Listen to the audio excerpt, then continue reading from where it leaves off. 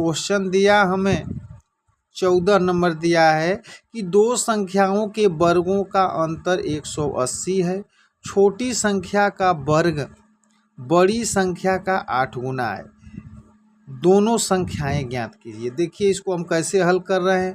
हमने मान लिया कि बड़ी संख्या बराबर यक्स, छोटी संख्या का वर्ग बड़ी संख्या का 8 गुना है, यानी छोटी संख्या का वर्ग बराबर 8 गुणे यक्स कर लिया, बराबर 8 यक्स हो गया। प्रश्नानुसार कह रहा है कि बड़ी से छोटी संख्या का वर्ग माइनस 8 यानी बड़ी संख्या में से छोटी संख्या को घटाने पर 180 आ रहा है, यानी यक्स स्क्वायर माइनस 8 यक्स बराबर 180। अब इसको इस साइड भेजेंगे तो x square minus 8 x minus 180 बराबर 0। अब इसका द्विघात समीकरण से हम गुणनखंड करेंगे। इसका नियम होता है कि पहले पद और अंतिम में गुणा करने पर 180 माइनस यक्स स्क्वायर हो रहा है, तो बीच वाले को भी तोड़ने पर माइनस 180 आना चाहिए और जोड़ने घटाने पर माइनस 8 आना चाहिए। तो 18 और 10 में तोड़ेंगे तो 18 दाम में 180 हो जाएगा और 18 में से 10 जाएगा तो माइनस 8 हो जाएगा। अगला नियम होता है कि जो दो पदों में से कॉमन लेने पर दोनों कोष्टक का मान बराबर होना चाहिए। तो यहाँ से अगर हम यक्स कॉमन लेते हैं तो यक्स माइनस 18 हो जाएगा, प्लस 10 कॉमन लेते हैं तो यक्स माइनस 18 हो जाएगा बराबर 0। इसके बाद इस दो कोष्टक में से एक को उतार लेते हैं और यक्स प्लस 10 ले लेते हैं, तो यक्स प्लस 10 बराबर 0, तो यक्स बराबर माइनस 10। इसको हम लिखेंगे अमान्य। अमान्य। दूसरा होगा यक्स माइनस 18 बराबर 0, तो यक्स बराबर 18, यानी हमने जो बड़ी संख्या माना था वह 18 हो गया।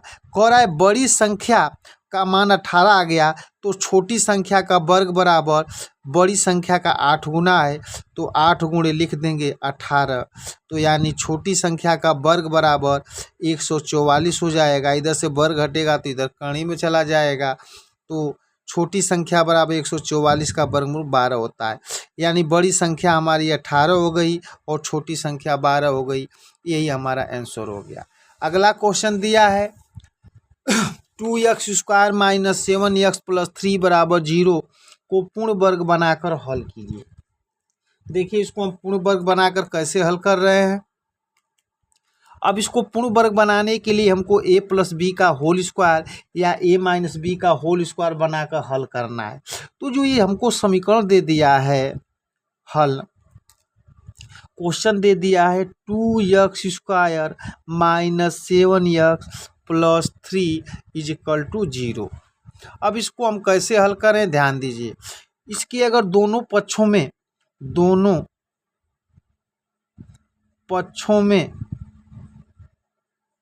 2 से भाग देने पर, अगर दोनों पक्षों में 2 से भाग देंगे तो हमारे पास हो जाएगा 2x square minus 7x, 2x square बटा 2 माइनस 7x बटा के 2 प्लस 3/2 इज इक्वल टू 0। तो हमारे पास यहाँ बचेगा x square minus 7/2x plus 3/2 is equal to 0। इसको हम लिख सकते हैं a स्क्वायर, सूत्र में होता है माइनस 2ab, यानी a माइनस बी का होल स्क्वायर बनाएंगे तो सूत्र में होता है माइनस 2, a का मान हो गया x, b का क्या गुणा करें कि 7/2 हो जाए, यानी इसमें अगर हम 7/4 से गुणा कर देंगे तो यह 7/2 हो जाएगा। अब प्लस b स्क्वायर यानी 7 का वर्ग 49 और 4 का वर्ग 16, यानी कहने का तात्पर्य हुआ कि 49/16 जोड़ देंगे और 49/16 घटा देंगे तो इसके मान में कोई परिवर्तन नहीं होगा और 3/2 ज्यों का त्यों उतर जाएगा इज इक्वल टू 0। अब हम क्या करेंगे, यहाँ से लेकर यहाँ तक हमारा सूत्र हुआ x माइनस 7/4 का होल स्क्वायर माइनस इस दोनों का एलसीएम ले लेंगे तो 16 हो जाएगा, तो यह हो जाएगा 49, माइनस माइनस कॉमन ले लेंगे तो ये हो जाएगा 2 8 16 8 3 24 इज इक्वल टू 0। यानी हमारे पास बचा यक्स माइनस 7/4 का होल स्क्वायर माइनस 49 में से 24 गया 25 और 16 को लिख देंगे 16 ही लिख दीजिए इक्वल टू 0। या इसको हम लिख सकते हैं यक्स माइनस 7/4 का होल स्क्वायर माइनस 5/4 का होल स्क्वायर इक्वल टू 0। अब हमारा ए स्क्वायर माइनस बी स्क्वायर का यहाँ सूत्र बन गया, जो पिछली कक्षा यानी 7 में पढ़ चुके हों। सूत्र होता है ए स्क्वायर माइनस बी स्क्वायर बराबर ए कोष्ठ में ए प्लस बी और दूसरे कोष्ठ में ए माइनस बी। इसी सूत्र पर हम इसको तोड़ देंगे।